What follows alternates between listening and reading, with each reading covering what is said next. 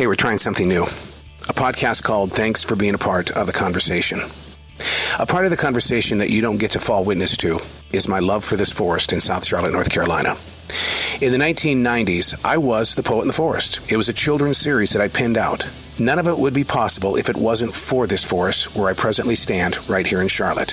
I talk about it and write about it so much that I thought it was time that you get to be a part of what has been inspiring me since 1992.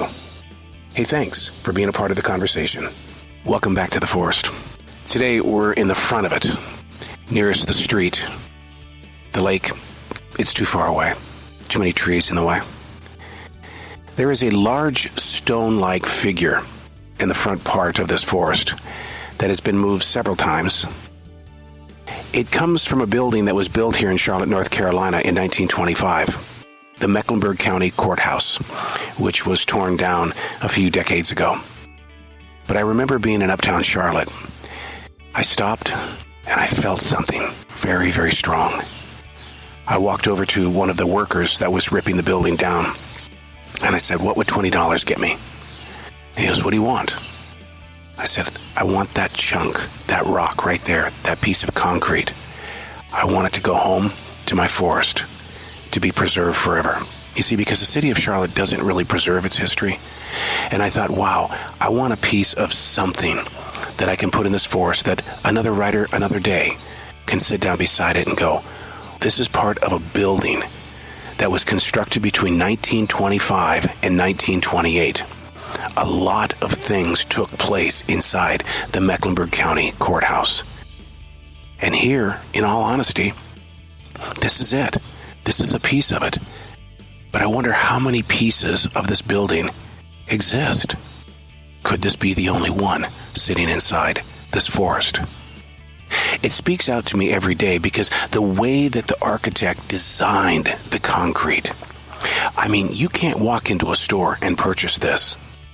This was created in 1925. It's 2023.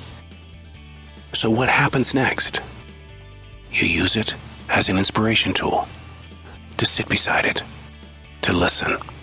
We've talked about this before in other episodes, that rocks and trees are the greatest storytellers. Does that mean that a man-made rock can be a storyteller? I think so. You know, maybe you don't have a forest. Maybe you've got a city street. Go sit by the buildings and listen to the stories. How much human energy has passed that building or that remnant, and you could be the one that's receiving it. A forest, somewhere in South Charlotte, North Carolina. An inspiration, a reason to believe that there's something beyond our present place of now. We'll never know who we're going to reach. I just know that this is a ticket to ride. To jump inside your own imagination when you come across this one little piece of a former Mecklenburg County Courthouse. Listen to it speak. It might even sing a song.